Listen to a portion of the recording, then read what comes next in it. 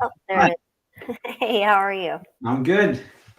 Welcome, Good. welcome. Welcome everyone to our weekly live stream. My name is Dr. Rock. I am here with Dr. Lori. We are from Mora Medical. Mora is a lifestyle medicine medical group, virtual telehealth in the privacy of your own home. We help you take control of your lifestyle behaviors and live the life that you want to live. You can visit us at mora.com, mora.com, and we accept insurance.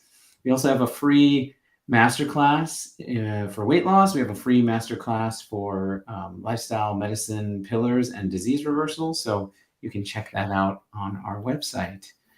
How are you doing today, Dr. Lori? Good. Thank you. I haven't been here in a few weeks. I've been traveling and doing some fun stuff, but how are you? I'm good. I'm really good. The weather's Good. been sunny, which is unusual for where I live this time of year. It's usually super foggy in July. So, Even um, in July, it's so sad. yeah, summer. You've heard the quote.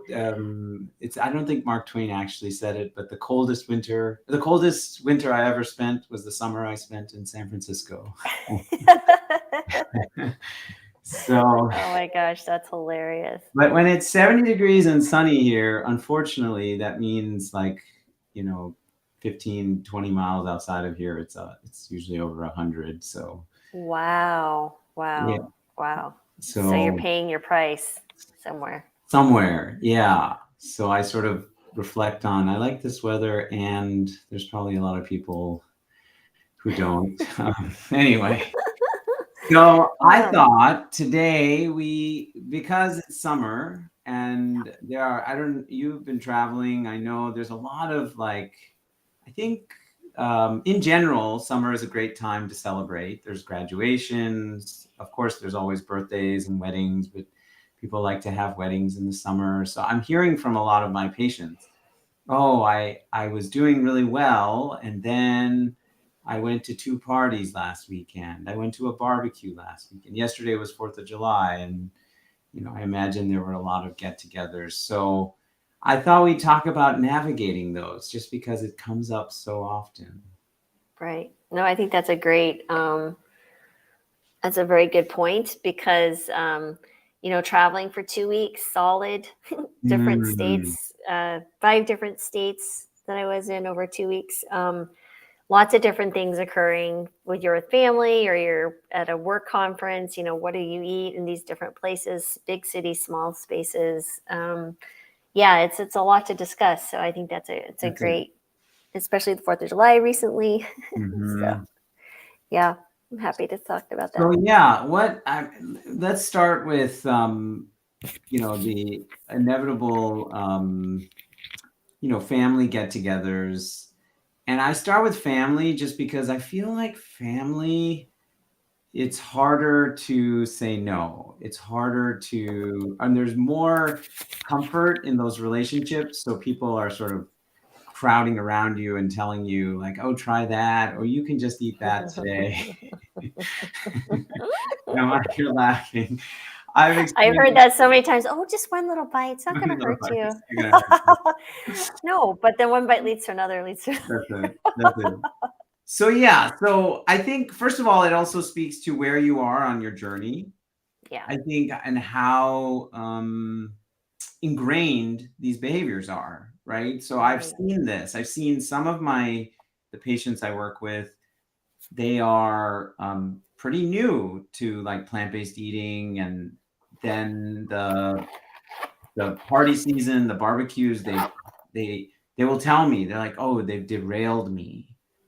Like I'm a Mm, train and now I'm off the tracks. mm, Versus I have one woman, she's been plant-based for several years and just very steadfast. And she went to two parties last weekend, and she made from our Mora cookbook, she made the roasted vegetable and quinoa recipe for both mm, parties. And she said it was delicious. That's mostly what I ate. And I mm-hmm. played it too. And so that's one strategy, is bring some food. But I Right. wonder, are there other strategies that you advise people or you use? Yeah, no, I think bringing your food is the safest bet. So then you're not sitting there hungry. The other piece to that is, of course, is to fill your stomach before you go. Mhm. And maybe you bring something and maybe you don't. Again, it really depends on the type of party and what the expectations are. But I think one thing, the really important thing here is that what you're recommending is planning. Because if you fail to plan, you might as well just plan to fail, right? That we've heard that in Mm. many parts Yeah. of life. It doesn't matter.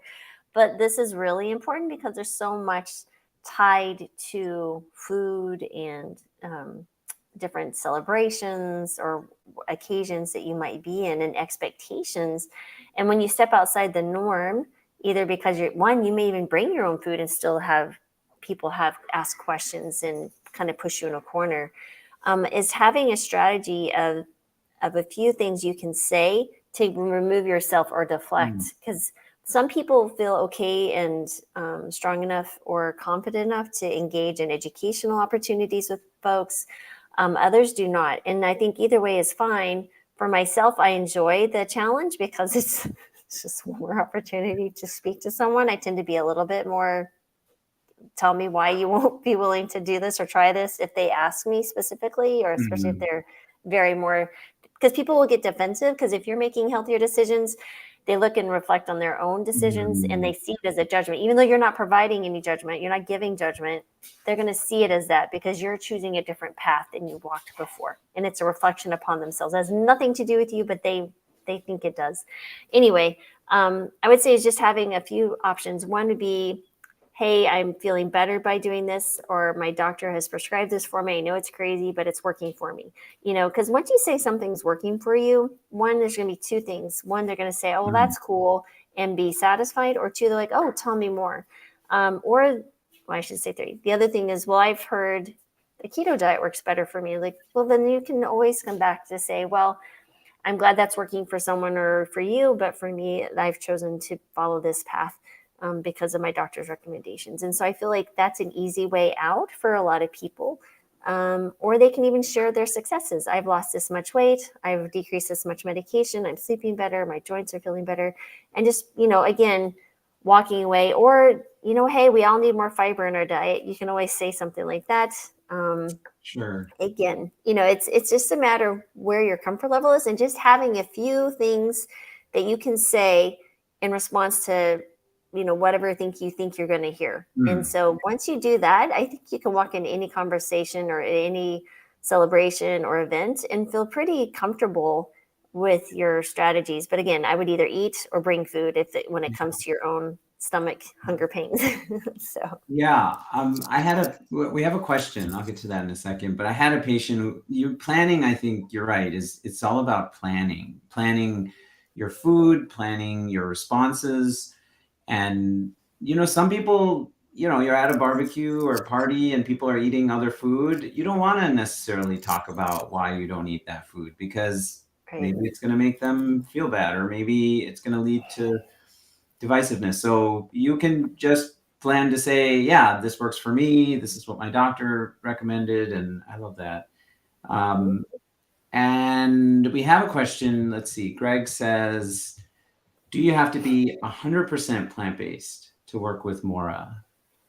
What do you think? No, no, not Yeah. at all. So Not- most of our patients, well, I shouldn't say most. I'd say it depends on the patients, but many times plant-based diet is new, or some folks are wanting to just proceed, slowly, and that's okay too. We meet you where you're at, but again, a plant-based diet is dose dependent. So if you're wanting to see 50% of the results, take 50% of the diet. I'm the big fan of saying, listen, you came to us for a reason. One, you're not feeling well, or you're sick, or something is occurring.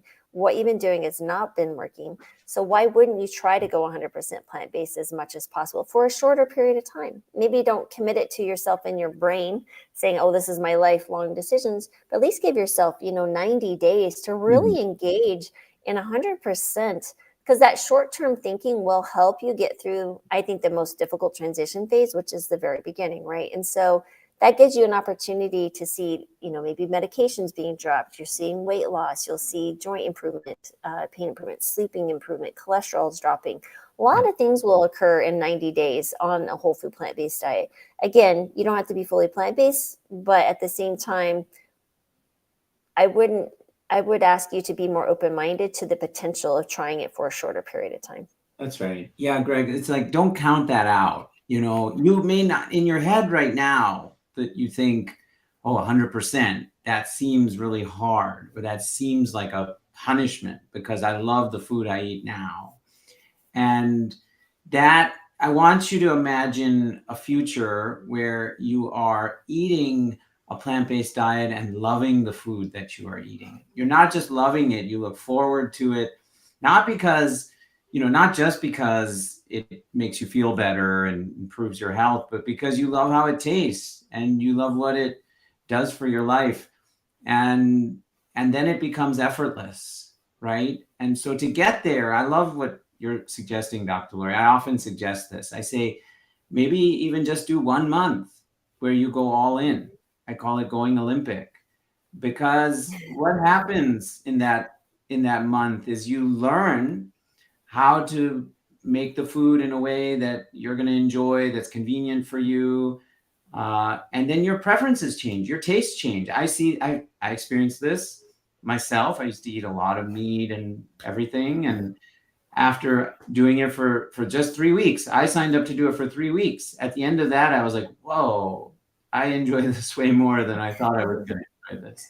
And then naturally over time, you may say to yourself, I want to do this 80% of the time. And that's okay. When you're starting, you may say once a week, twice a week, I'm going to go out, maybe have a piece of fish or whatever you really enjoy. If that's sustainable for you right now, that's great. And you'll be surprised. I tell everyone I work with, I say, you'll be surprised at once you do this. Once you actually start doing this, you'll be surprised at how much you enjoy this and how much you want to do this. It's not even then you're looking for, how do I do this more? How do I go to a party and make this work? I had one patient. So thank you for that question, Greg. Yeah, we meet you where you're at. And we work with you to get you to a place where this feels effortless and enjoyable. If that makes sense. I had a patient, speaking of like parties, I had a patient, she said what she does, depending of course on the host, but if it's a good friend or family, she just talks to them beforehand. She says, I eat this way for medical reasons, and I want to know if you're serving something that kind of is in line with that, or I can bring something. And she kind of plans with them. So she doesn't show up with a dish and suddenly it's like, why did you bring food? Or she doesn't show up and they're like, oh, we feel so bad, we don't have anything for you to eat. And she said she's been and I experienced this too, like pleasantly surprised at how people are like, oh yeah, sure, we're going to have a big salad, we're going to have roasted Brussels sprouts, we're going to have whatever. Like, oh, we can put the cheese on the side. Like, your close friends and family, they also love you, they're also looking out for you. And if you approach it in a way where you're like, this is important to me and I want to come to your party and celebrate, and you'll be surprised at how people really, it's more than accommodation. It's the kindness, I think, that people show. Yeah, and I think that's a really good point where you described that some people are really hesitant to speak to someone, especially if they're not as close, or sometimes even if they are close, because they don't want to be a bother. They don't want to put an extra burden or, but we have to think about this from the standpoint, if you were in their shoes, how would you feel or what would you want to do? Number one, if someone came to you and was like, hey, I eat this specific diet, would you have anything other than me being plant-based and someone saying, hey, I eat only meat? I think I would struggle there, because I would like, you have to bring your own food because I'm not preparing meat. I will provide fiber for you. And I think that would be the only opposite direction, right? Or if you're going to a carnivore party. So like the two extremes here. But in the sense of in everyday typical society, when you're asking someone, or if you were going to be asked, someone's asking you, hey, I eat this way, can you make sure there's some accommodation like gluten-free or something like that? Of course, absolutely. We'll do our best. And I want to make them feel included, because you feel good providing service to someone, right? Yeah. So they're going to feel good by you asking them, saying, hey, can you do this? They'll feel happy to accommodate, because that makes them feel of service to you, and that'll improve, it's like a dopamine hit for them, right? So, and because otherwise you're going to, one, create some awkwardness if you do show up and you don't eat anything. They're like, oh, if only we'd have known, right? So don't be that person. Be that person. Don't be afraid to ask. All they can do is say no, and then it's no big deal. No one's judging you. That's right. And even still, And if they say no, then you're like, okay, I'm just going to eat beforehand. or bring your own food, Yeah. right? So, and that's okay too. So, and if they do say no, maybe you need some new friends. So, I mean, I'm being honest here. So if you have folks that aren't willing to be accommodated, unless they're like I said, the extremes, I just don't see why anyone wouldn't want to try to be accommodating, or at least say, yeah, bring your own food. We'll be happy to share. We'll make space, or something like that. They should work with you to find some type of solution. Yeah. But we just have to feel comfortable having these conversations. And I think we worry about things so much. We think they're going to be awkward, or think they're going to be hard. They're really not. All you're doing is talking about food choices and some different recipes. That literally is it. And if they're like, oh, I don't know how to cook this, like, hey, I'm happy to bring my own food, or I can send you some simple recipes if you're interested in learning more. And that's all you have to do. Literally, it's so simple. That's right. Okay, Brenda has something for exercise, trying to build strength and endurance, increasing resistance. Is there a way to determine if you're doing too much too soon? How steadily increase the right way? Mm-hmm. Yeah. Yeah. I'll take a stab at that question. So, Sure. so Brenda, first of all, amazing that you are trying to build strength and endurance. I think that is such a great goal to have. And I hear that you want to challenge yourself, and that probably feels good to you. So I always tell patients, when you're starting, especially strength training, most important things, don't want to hurt yourself. This is true even when you're not starting. And so how do you not hurt yourself when you're strength training? You just have really good form. So if you're working by yourself, there's a lot of videos online that will instruct you on proper form. And what does that mean? It means just using very little weight, or no weight. Sometimes I'll work with my patients just to learn the movements. And then you can slowly increase. And when you're starting any exercise routine, the other thing I say is, make it very easy when you're starting, because it's not a regular, consistent habit or behavior in your life yet. And your body, if you go through a really rigorous workout for a few days, your mind may say, I need to keep doing this. But your body's going to look, and then you're going to look for all sorts of excuses not to do it, because you just don't feel good. You feel overly tired, overly sore. Soreness is normal. A day or 2 days after working out, you'll get some soreness, especially if it's new for you. And that's okay. But I always say there's like a good kind of sore, right? The kind that you can sort of feel, but you're still functional. And you're like, oh, I can feel that from my workout. It feels good. It also is a sign that maybe you need a little bit more rest, and so just listen to your body. If you're feeling really tired or sore, then, and with strength and resistance training, we always say there should be a full day in between, especially if you're working the same body part or the same muscle group. There should be a full 24 hours in between. And maybe that day in between, you go for a walk, or you do something else that's a little bit more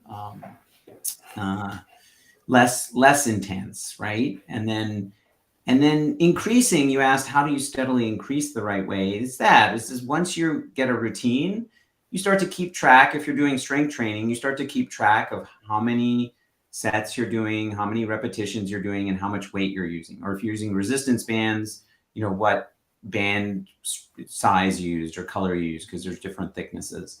And then each week, the plan is to go up just a little bit if you can. Maybe go up one repetition, or maybe go up 5 pounds in the exercise you're doing. And it doesn't have to be both of those things. And there's going to be some weeks where you won't be able to go up, or maybe you even need to go down if you didn't sleep well or something like that. It's really recognizing where you're at that day, and then kind of meeting yourself where you're at.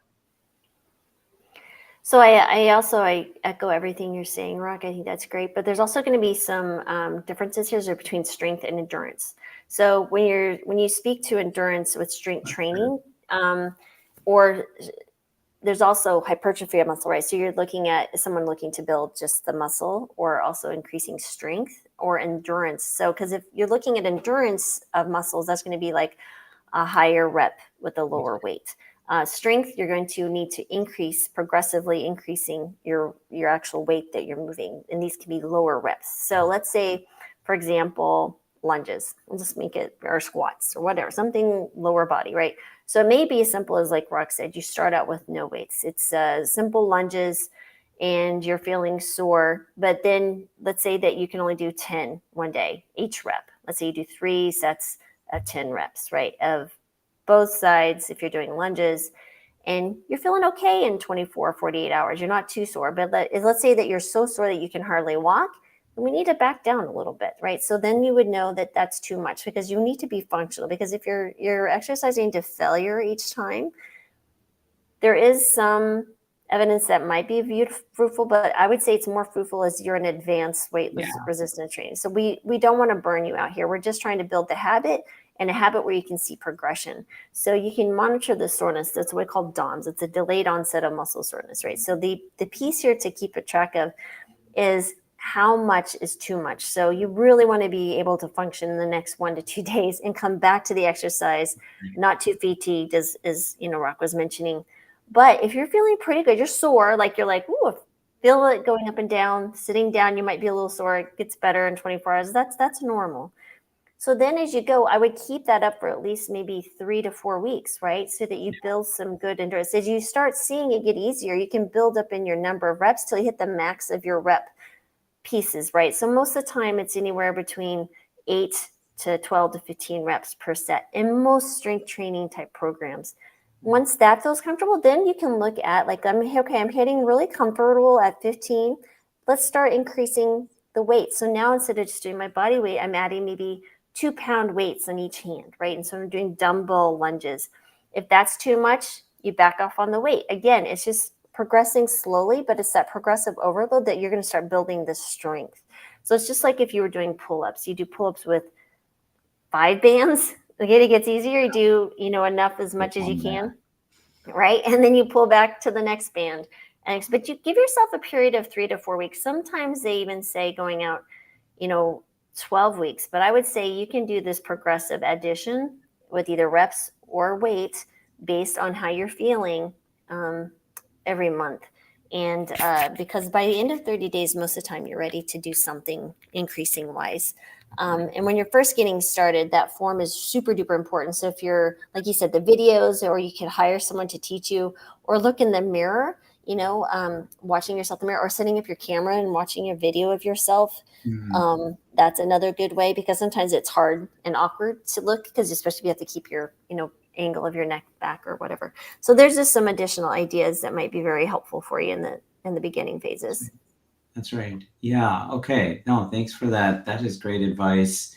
And I'm gonna go back to what we were talking about. How do I get that? There we go. So let's say you go to get together, and this I've experienced.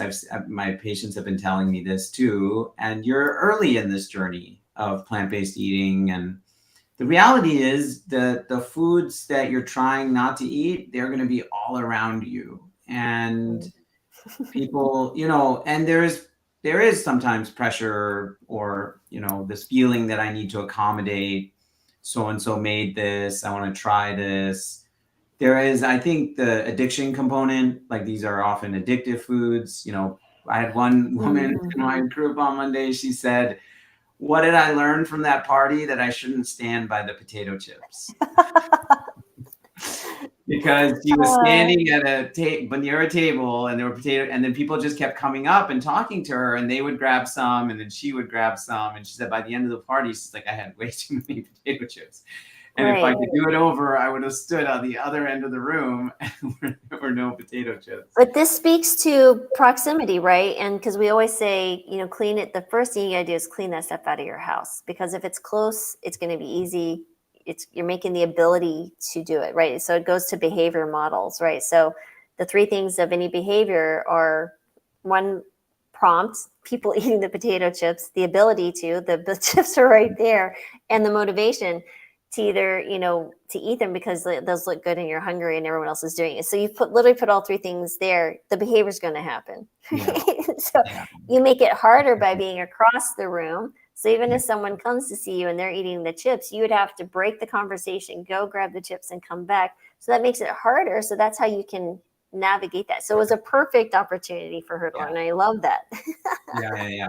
I will look at the spread and I'll be like, oh, they have carrots and broccoli and tomatoes and they have fruit platter. And I was like, guess what? I'm going to load my plate up.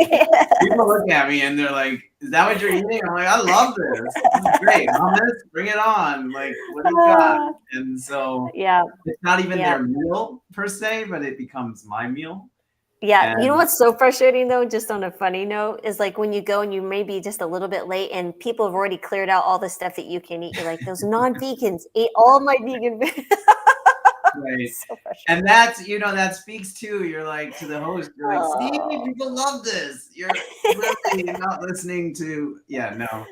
oh But gosh. there's gonna be situations, especially early on in this journey, where you do end up eating things. You eat potato chips, you Oh, eat sure. some desserts, you eat some barbecue, whatever it is. And then I'll have folks in my groups who come, like Monday, a couple people said, I was really bad.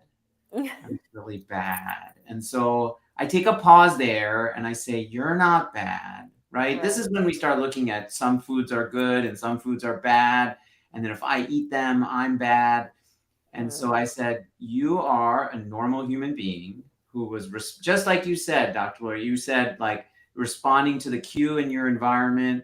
And there was a motivation there and the ability was there because people were putting this food in front of your face.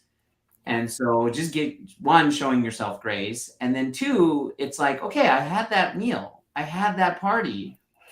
Now I'm out of that party. Like, I don't have to, the party doesn't have to keep going. Right? It's Party's the over. next day, the next day, the next The day. next day, the next day, the next day, right? Like, Oh, it's funny. so it's like, okay, I had that party. You know what? What did I learn from it? I shouldn't stand you the chips. Oh, maybe I should have eaten something before. Like, there's a lot of learning you can take from each gathering that you go to if you didn't make the best choices or the choices that are in alignment with your health goals. And then you go on from there. You sort of say, well, next time I'm going to do this differently, or next time I'm going to do this differently. And you don't beat yourself up over it. You just recognize, or you say, you know what, I did enjoy that stuff and I feel terrible today. And so I don't want to feel terrible that, whatever it is, there's some learning that's going to come out of it. Yeah, and it's Dr. Yashoda recommended a book, and I just started listening to it, and it's based on the ACT. Hold on, let me look at my Audible. The name of the book is it's a Healthy Habits Suck. Oh yeah, I've Have listened you to about have half of it. Yeah. Okay, apparently the author is plant-based too. She speaks Yeah, to her own weight loss yeah. journey. It's And all it's about Dana values-based Lee choices. Bagley. Yes, so it's speaking to the ACT, right? So it's Oh yeah, and acceptance putting commitment therapy, right? exactly acceptance commitment therapy. So basically aligning she's Choices. walking away from goals, right? And turning towards choices, right? Exactly. So you're being mindful of why you're making a choice. And if you're just saying, well, my goal is to lose weight, getting down to why you value the actual act of weight loss, right? It's not the goal that in per se, but why are you searching for a path for weight loss? And it comes down to probably where you feel yourself being emotional about your answer. You just keep asking why. So let's say, I want to lose 20 pounds. Why do you want to lose 20 pounds? Well, so I feel more energy. Well, why do you need more energy? Well, I need more energy to spend more time with my kids. Why do you want more time and energy to spend with your kids? Because I see them playing, parents playing softball with their kids, and I'm sad that I can't be that parent. That's your real reason. So the next reason you're presented with an opportunity to eat the chips or do something that is going to derail you, you go back to your value and go, you know what? Is eating that chip in this moment more important to me than the energy and the weight loss and knowing that I'm going to spend quality time with my kids that I really want? then it gets much easier, right? Because you've now placed your decisions on your values. And it's really hard for us to make decisions or act outside of our value system.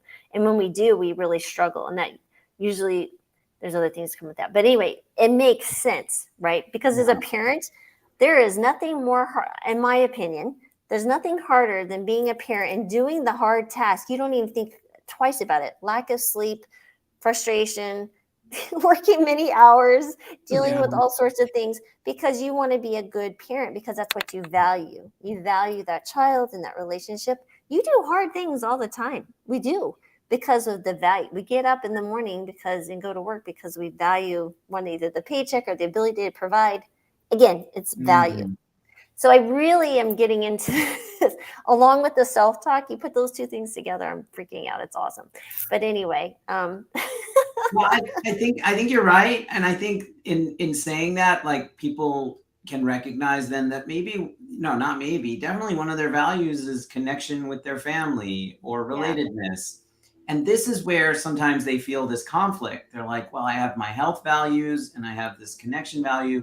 And so then the question is, how can I connect where it doesn't involve food? Like, how can I still honor that value of feeling like I'm celebrating because maybe I'm going to a graduation party. I'm celebrating, but it doesn't involve me eating a big slice of cake from Costco. Right. Because they're always getting this big Exactly. Costco.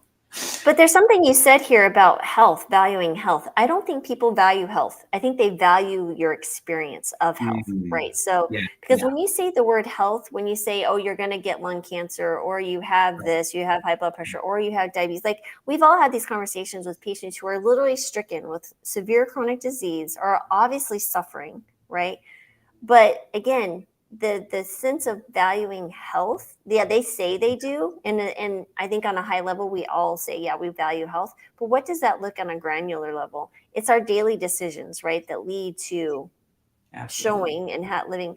But what we value is our experiences in life, right? So if we can change our value of health to bringing it down, like I said, the why.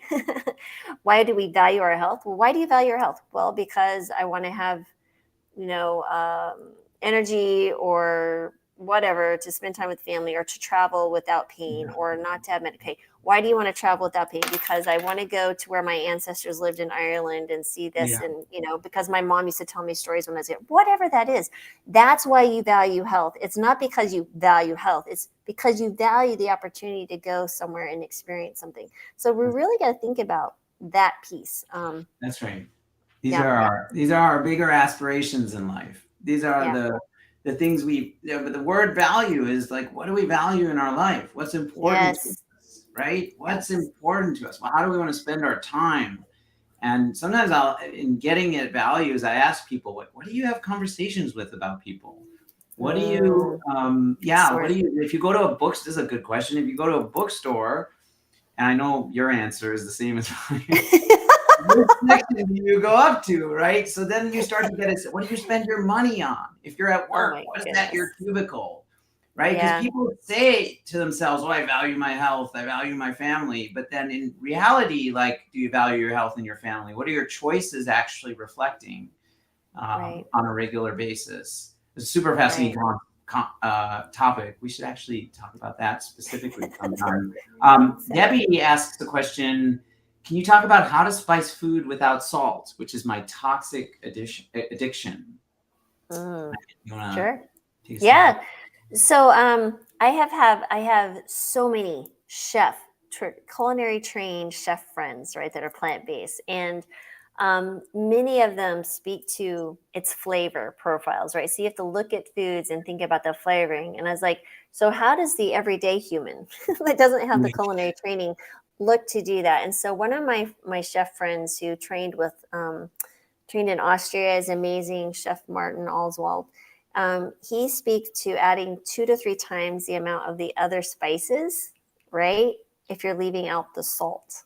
Or using something that also fits that similar flavor profile. So one thing that you could do is like a soy miso. It is a little bit higher in sodium, but it's negated in the body because of the high potassium, right? So if you look at high potassium foods, and they encourage that, and your doctor will say eat more high potassium foods because it helps with the sodium intake and lowering blood pressure. So, just thinking of the different flavors and how you can amplify those outside of the salt, or if you can get something that's more savory or umami flavoring. Umami, yeah. So I don't know. At least that's my. But what do you do with your Indian spices and dishes? What have you done? Yeah, so I definitely agree. Add more spices. I sort of liberally add spices. I ask, like, what does salt add? And there is a salty taste. Like, we have a taste bud for salt, and part of it is, like, we're so used. Most Americans are used to very high amounts of salt in their food. So if you're used to very high amounts of salt, then when you start to reduce it or cut it out, things are going to taste, quote unquote, bland to you. But the taste buds adjust. Like, within a couple weeks, like, I've seen this. Now if I eat restaurant food, because I don't really use much salt at all. I don't use salt when I cook, and like, to your point, Lori, when I'll use a little bit of miso, or I'll use a little bit of, like, tamari. But restaurant food, just like, sometimes it's inedible because it's so salty now. And that's just, to cater to the palate of most people who are eating at those restaurants. So that's one thing. And then more recently, I've discovered these seasoning blends from this website, youre, that are salt-free.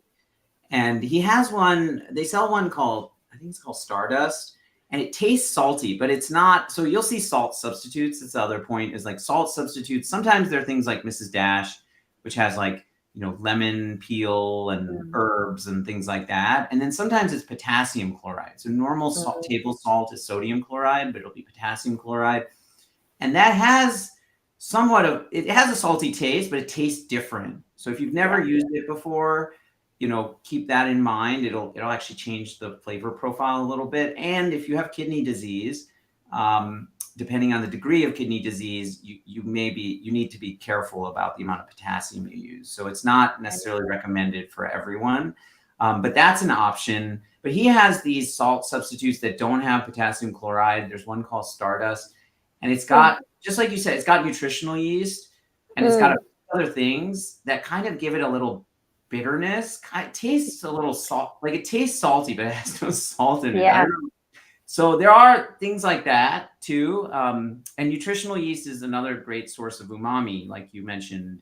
I sort of think, like, how can I add umami? You can add a little bit of tomato paste. You can add a little bit of miso, add some salt, but you can add a little bit of something, that adds umami. Nutritional yeast is a great tahini. I'll add a tablespoon of tahini at the end of the dish to sort of give it a little bit of richness and umami. And again, not adding. So if I think of, like, chips, for me, it's like chips and salsa. Love chips and salsa, right? But so for me, it would be something like chili powder, or you think of what's in a guacamole. It's what is it? Cilantro and lemon or lime, and it's those type of flavors that kind of give you that salty enjoyment sensation. So some citrus will add a little bit of. That's another way, just to squeeze lemon peel juice. Yeah, absolutely. That might be an option. This was a wonderful conversation. I just want to remind folks, you can find us at mora.com, and we're in several states now, including Texas, Florida, California, New York, and several more. So visit our website, and you can find out all the information. You can see the insurance we accept. We're happy to set up a time to one of our intake team to meet with you to figure out how you can join us, and really so we can help you do what we've been talking about today, which is navigating this landscape where you want to live healthy because it helps you achieve your bigger goals and aspirations in life, and you're not sure how to do it. Well, we are here to help you on this journey and help you succeed. And so you can visit us at mora.com. And anything you'd like to say to our listeners and viewers, Dr. Lori, before we sign off? No, I think that's all right. And it's just, if you're sitting here listening and you're questioning, I think, it just gets back to what is the one simple thing you can do today and somehow align it to, again, I think the values and, speaking positive in your life, that what is the one thing you can do that leads you down the path of a healthier you tomorrow? Because again, every small decision change matters. So, yep. Right. That's right. it. All right. Well, those of you that listened live and watched live, thank you so much. We're here every Wednesday at 11 a.m. Pacific, 2 p.m. Eastern. And if you're watching recorded, I know many people do, or you're listening to this on podcast, then we appreciate your support as well. Please like and share and subscribe, and let your friends, family know about us, because we are here to improve the life of and health of many people. And you take care. We'll see you next time. Have a great rest of your week, everyone.